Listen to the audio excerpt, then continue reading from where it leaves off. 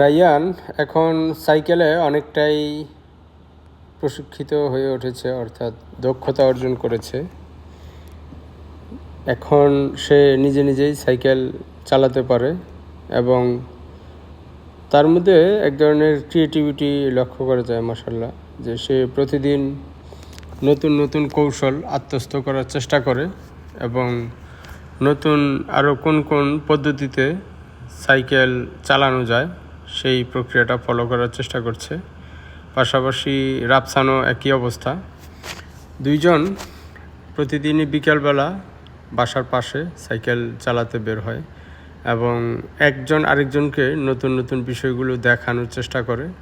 অর্থাৎ আমরা ভিডিওর শেষের দিকে দেখব যে রায়ান এখন দাঁড়িয়ে সাইকেল চালাতে পারে দ্রুত গতিতে এবং বড় যে টার্নগুলো আছে টার্নগুলো মোটামুটি নিজে নিজে ফুল স্পিডে ঘুরতে পারে এবং একই সাথে রাফসান এক হাত ছেড়ে চালানোর চেষ্টা করে এবং এক হাত ছেড়ে চালাইতেও পারে, অর্থাৎ এক হাতে সাইকেল চালানো, পাশাপাশি দাঁড়িয়ে সাইকেল চালানোরও একটা চেষ্টা তার মধ্যে আছে।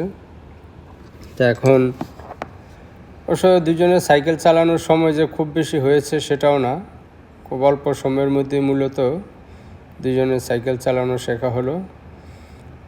তো দুজনেরই মন কিছুটা খারাপ, কারণ আমরা ঠিক করেছি যে ওরা বাংলাদেশে চলে যাবে, জাপানে খুব বেশি লম্বা সময় থাকবে না, কারণ পড়াশোনা কিছুটা ক্ষতিগ্রস্ত হচ্ছে দেশের। তো সব মিলিয়ে এটা নিয়ে তারা একটু আপসেট যে চলে যাবে। আবার এখানে যে খুব বেশি একটা ভালো লাগে সেটাও না। এখন দেখা যাক দেশে গেলে সময় কেমন কাটে।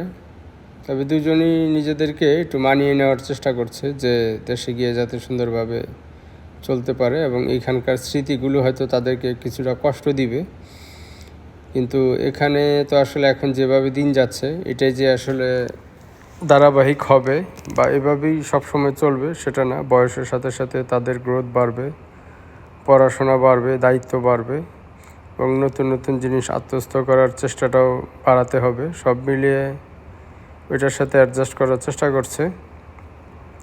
এখন দেখেন এই যে রায়ান দাঁড়িয়ে সাইকেল চালায় এবং খুব দ্রুত গতিতে। আগের ভিডিওটা আমরা একদিন ধারণ করেছিলাম, আজকের ভিডিওটা আরেক দিন ধারণ করা।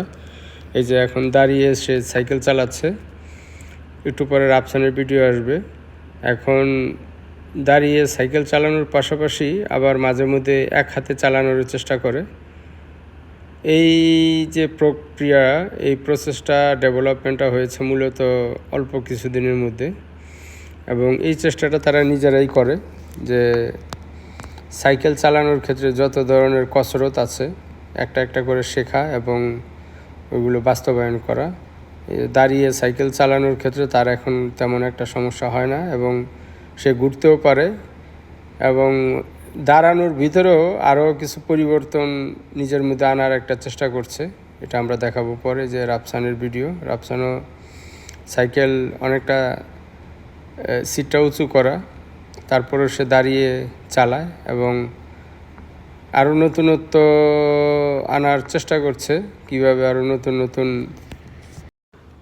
নতুন কী কৌশল আরও সাইকেল চালানোতে অ্যাপ্লাই করা যায়। এখন সে এক হাতে চালাচ্ছে এবং এক হাতে চালানোর পাশাপাশিও একটু পা ছেড়ে চালানো, দাঁড়িয়ে চালানো এবং এক হাত ছেড়ে চালানোর পরে সে শুরু করবে দুই হাত ছেড়ে যাতে সাইকেল চালাতে পারে এবং রানিং অবস্থায় আরও নতুন নতুন কায়দা কৌশল কসরত কিভাবে সাইকেলের উপরে অ্যাপ্লাই করা যায় এটা নিয়ে আমার সাথে মাঝে মধ্যে চিন্তাভাবনা শেয়ার করে যে এইভাবে করলে কেমন হয়, এইভাবে করা যাবে কি না।